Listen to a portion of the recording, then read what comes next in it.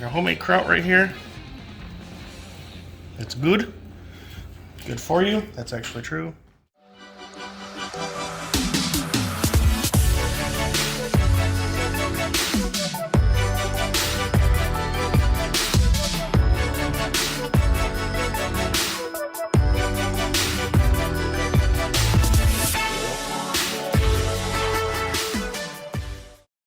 Hey, what up? It's Hollywood. We're gonna make some kraut, start some kraut.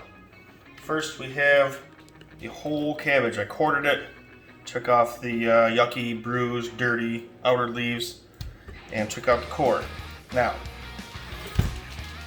it's really important to weigh this because your salt to cabbage ratio is critical for good tasting kraut. You don't want it super salty, and you don't want it to not brine or anything like that and be gross. So yeah, very important to weigh your cabbage. Very important. I weighed this after I took the crappy leaves off and I took the core out, and it came to 3 pounds and 13.8 ounces. Now you could have done this the easy way and gone with grams, which was 1,752 grams. And then you take 2% of that, that's the amount of salt you want. Okay, so for a 1,752 gram cabbage, you're going to use 35 grams of salt. And put an equation for the American way. It's a little more math than that, but anyways, so we have our cabbage. We're going to cut this as thin as possible. So start up at the top.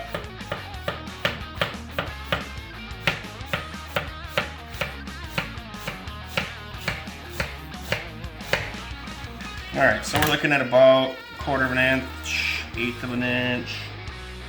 Anyway, right into the bowl. And we're going to do all of this the exact same way.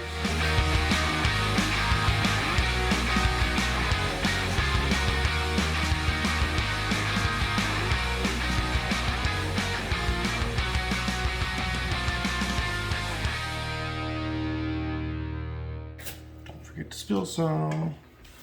Part of the recipe. So our cabbage is sliced and roughly halved in these bowls. It doesn't have to be exact, it's all going in this jar anyways. Now, if it didn't make sense what I said about the salt, so you take the weight of your cabbage, 2% of that weight you want in salt. So take the number 0.02 times 0.02, that's the amount of salt. We have our salt, 2% of the total weight of cabbage. Roughly divide that in half. Doesn't have to be exact. Like I said, it's all going to be in this jar. And just going to mix it with the cabbage.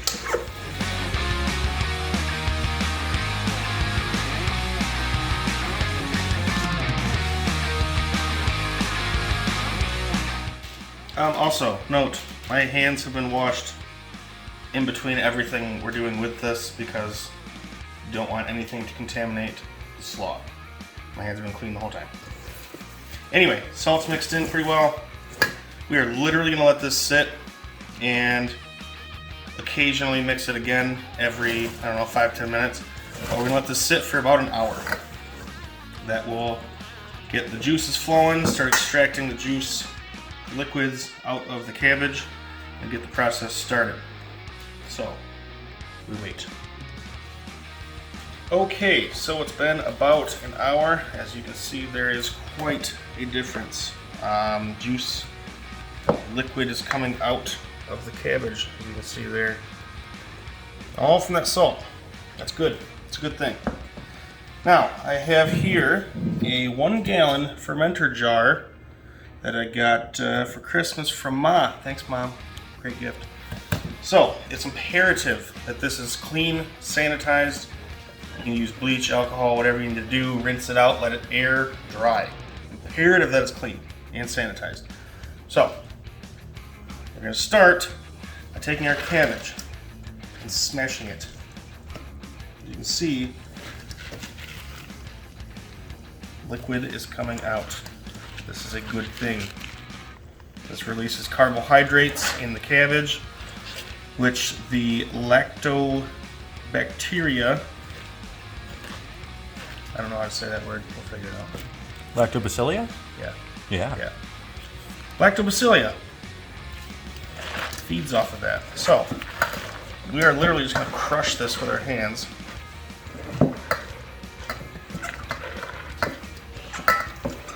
Good times.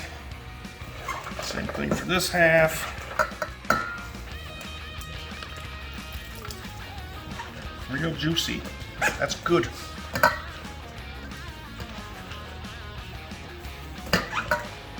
Okay. One more on that one. One more over there. Alright, so we're going to start filling up our jar. Now, we're going to take little by little, put it in the jar, and then once it's in the jar, we're going to take, got a flat spoon if you have a drink muddler, cocktail muddler, whatever they're called. It's a muddler. With a flat end, anything sturdy enough and long enough to get down in there, just smash it. And try. Do what? You smash it.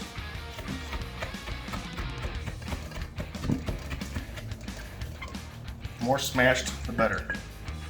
Okay, so that is most of our cabbage solids. We are also going to dump in the liquid, because that is, in fact, our brine. With all of our salt in the juice, we want that juice. Alright, I'll spend some time smooshing that.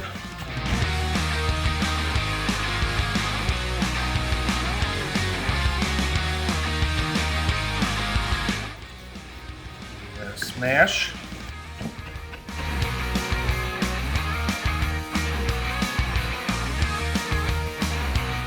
And we will dump in the liquid. Again, very important to get liquid. It's good. Now look like I can put the whole fist in there. So we'll do that. Really press it down in there.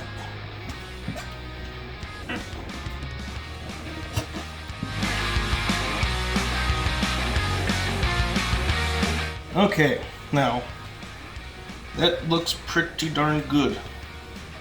Okay, so I have taken the wooden spoon and smashed down the cabbage into our brine. Now what I have here are 2 bags of water, double bagged. Just gonna stick the one in there and the second, and that will weigh down our solids in our liquid.